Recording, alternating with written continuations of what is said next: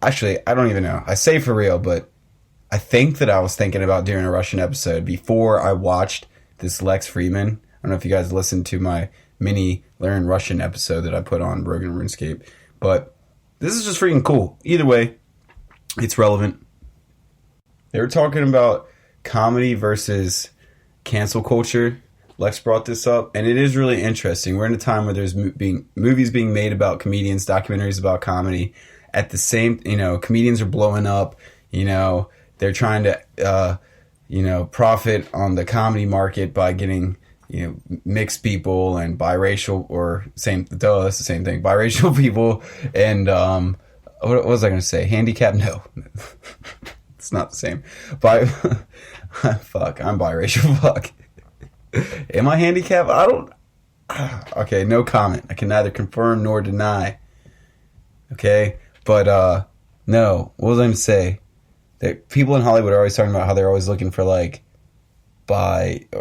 biracial, I mean bisexual. That's what it is. Like gay or bisexual or like minority people, because that's just like for comedy, because that's what's selling right now and comedy's big. So people being so politically correct. The powers that be are capitalizing on these, oh, look at us, we have minorities and stuff. And that's awesome because it's versus cancel culture. So it is kind of an interesting time for comedy. So the Boston Dynamics fake video of the Boston Dynamics robot, it's pretty funny.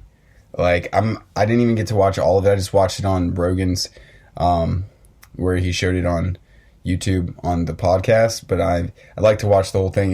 It looks pretty funny. If you guys are just listening to the Rogan podcast, I'd recommend you looking up what they're talking about. I don't know, I guess just type in Boston Dynamics fake robot video.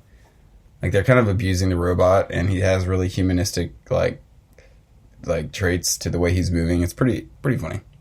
When they were talking about the AI playing Go and chess, they were talking about how the AI was developing new strategies that chess masters have never really implemented or, I guess, thought of before. This is really interesting to me because if you think about it, in any job that you do, imagine you think you found the most efficient way, but there's six more efficient ways that you could be doing this. That could cut your time in half. So that's some of the potential of like with AI. And also as it gets stronger, man, like even Waze and Google Maps will be able to tell you like predict like traffic ahead of you. It will be able to give you a better path more efficiently with less traffic, I would imagine. Drones versus robots. What's scarier? Me personally, okay, obviously the robot has more of a scary characteristic to it because it's like human-like. You know what I'm saying? A drone flying into your house, even if it has a gun, is a little creepy, I guess, if you're afraid to die. But the robot coming into your house, or are you seeing like, an army of cyborg robots marching down your street? There's something more terrifying. Maybe it's because it's humanized. There could be a million drones in the sky, and trust me, that would be terrifying too. But you're almost disconnected from the reality of the situation. You know what I mean? It's like if there's 1,000 robots walking down your neighborhood street, you'd be like, oh fuck. There's like, not only is there no getting away, but this thing looks like a person, so they're probably going to do bad things that people do. Whereas like the drone, yeah, there's no getting away, but I don't know. There's not like I don't think, unless you had like a tranquilizer, you're not going to really get captured, or anything like that. I don't know. There's just it must be the human characteristic of it. It is pretty true that YouTube has a pretty big responsibility, and I think they're handling it kind of incorrectly. But so they do have an algorithm that's going to influence society and humanity. But the way that they're censoring things it doesn't seem like it's going in the right direction. I can only imagine the turn life is going to take as this AI software has progressed, and as your behavior can be predicted by computer software. I mean, it's kind of bananas that YouTube's shadow banning and, suppressing. Even though me personally, I don't really subscribe or buy into, not that it's not possible, but I just don't buy into, I don't invest my time into, the flat earth theory stuff. It's kind of weird that YouTube's banning stuff like that, because it starts, just as Sam Tripoli said, it starts out with banning something that a lot of people could get behind, but, say, Nazi videos or flat earth. But then it progresses to things like, oh, we're going to ban anything talking about Epstein. We're going to ban anything, criticizing. It's just basically going to take the route of China. Holy fuckballs. Alphabet, which is, I think, the parent company to Google, released a statement saying that Google made $15.1 billion in ad revenue in 2019. $15.1 billion? Good God almighty. Twitter, too. Would you guys be down for Twitter, too? Which Twitter would you be on? Would you guys be on the not safe for work Wild West version of Twitter, or would you be on the censored version of Twitter? I feel like only kids would end up being on the censored version of Twitter, right? And also, wouldn't that kind of make it complicated for people like musicians? Then they would have to have people running their accounts for not only one Twitter, but then for the Wild West Twitter. Maybe it'll be like Call of Duty Modern Warfare, Call of Duty 4 Modern Warfare, and then Call of Duty, the new version that's called Modern Warfare. Maybe it would just be called Twitter and Twitter.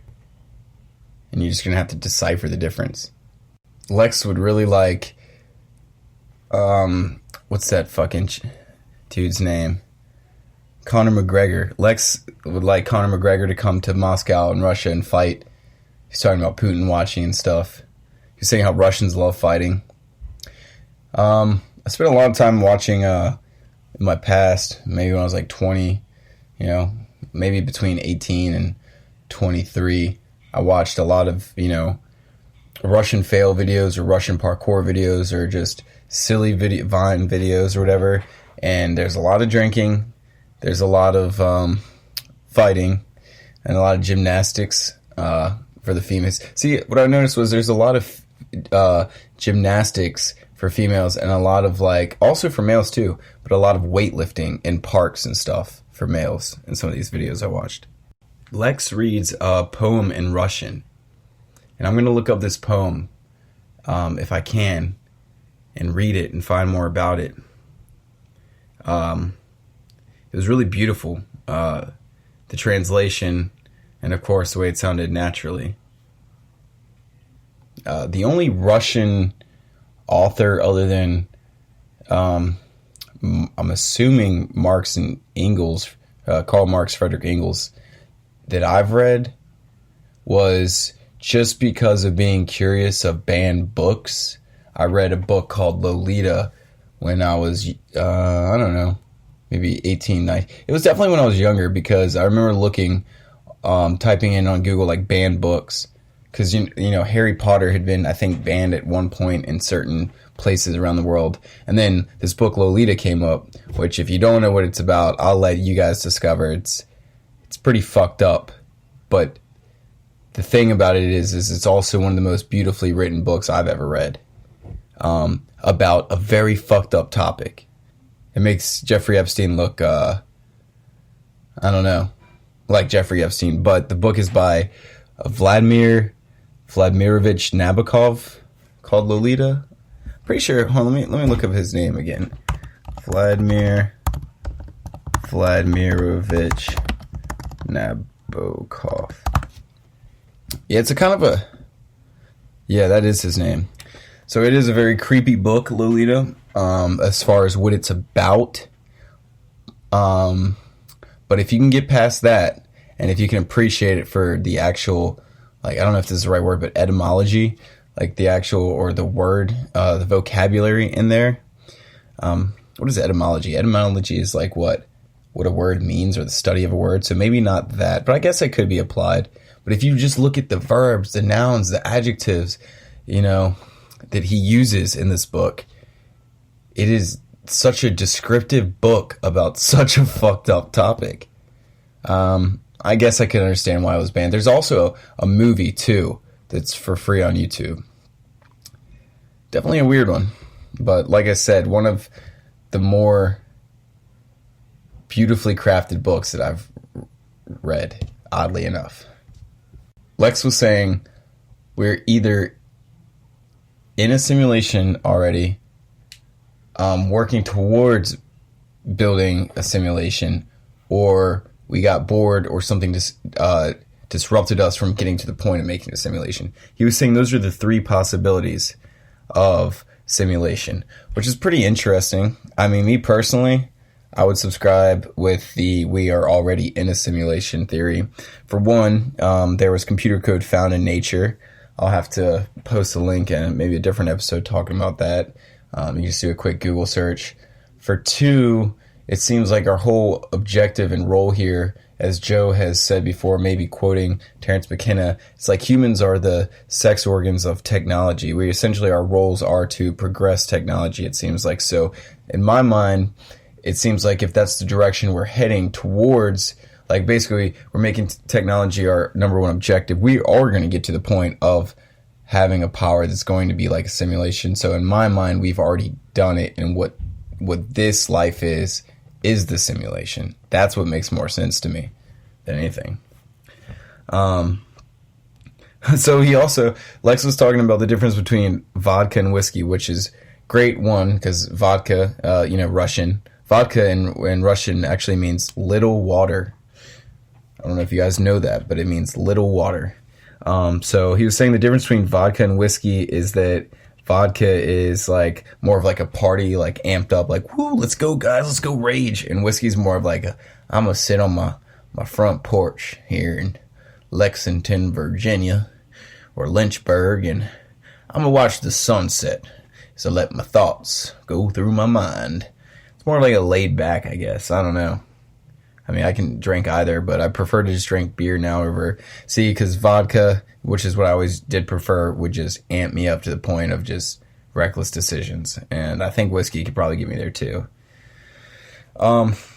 This episode ended with, I think, him reading a poem. And I don't know, I just wrote down, roll the dice or go all the way. This guy was pretty good guest. He was funny. He had personality. They didn't talk much about AI, which was really interesting because in the description, that's basically all what this was about. But, and he was Russian. So I love this episode. I gave it a thumbs up. Yeah, so this is a new way that I'm making these Rogan reviews. Now, granted, it still took me over 3 hours to take these notes. So I'm doing a new style of recording now, but the note-taking is still just as laborious, dexterous, laboratory. I don't know, man, but I'm working on it. If you guys have any suggestions, remember, Rogan and Runescape at gmail.com, RAR podcast on Twitter, Rogan and Runescape on Instagram and Spotify and iTunes, and Fire Riot 666 on Runescape. Not satanic, but I'm 666. Alright, y'all niggas. Peace. I mean, no, that's not what I meant. I meant, alright, y'all niggas. Peace. Yeah, that's better. Shut the hell up, you black son of a bitch.